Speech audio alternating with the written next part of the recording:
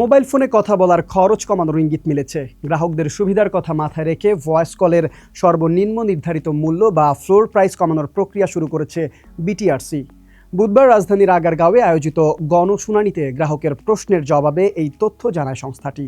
বর্তমানে মোবাইলে ভয়েস কলের সর্বনিম্ন ট্যারিফ ৪৫ পয়সা এবং সর্বোচ্চ ২ টাকা। গ্রাহকদের সুবিধার কথা বিবেচনা করে সর্বনিম্ন রেট কমানোর বিষয়টি নিয়ে কাজ চলছে। তবে শুধু কল রেট নয়, গণশুনানিতে উঠে এসেছে টেলিযোগাযোগ খাতের নানা সমস্যার কথা। গ্রাম এবং দুর্গম এলাকায় নেটওয়ার্ক দুর্বলতা, কল ড্রপ, ডাটা প্যাকেজ, সিম নিবন্ধন, স্প্যাম এসএমএস এবং বিদেশি ওটিপি পেতে দেরির মতো অভিযোগও করছে গ্রাহকরা। এদিকে বিদ্যুৎ চলে গেলেও মোবাইল নেটওয়ার্ক সচল রাখতে দেশের টাওয়ারগুলোর পরিস্থিতি সরাসরি পর্যবেক্ষণের জন্য একটি প্ল্যাটফর্ম তৈরির কথা বলেছে বিটিআরসি।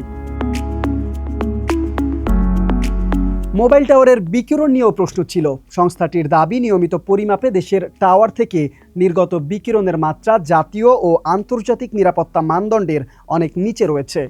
আরও গুরুত্বপূর্ণ বিষয় হচ্ছে, এখন থেকে প্রতি মাসে অন্তত একবার গণশুনানির আয়োজন করবে বিটিআরসি।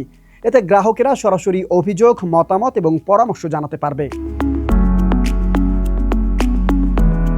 ২০২৫ সালের জুলাই থেকে ২০২৬ সালের জুন পর্যন্ত বিটিআরসিতে ১৩,০০৯টি অভিযোগ জমা পড়েছে। এর মধ্যে ৮৬.৭০% অভিযোগ ইতোমধ্যেই নিষ্পত্তি করা হয়েছে। এখন প্রশ্ন একটাই, ফ্লোর প্রাইস কমলে গ্রাহকের মোবাইল বিল আসলে কতটা কমবে? সেই উত্তরের অপেক্ষায় এখন লাখো মোবাইল ব্যবহারকারী।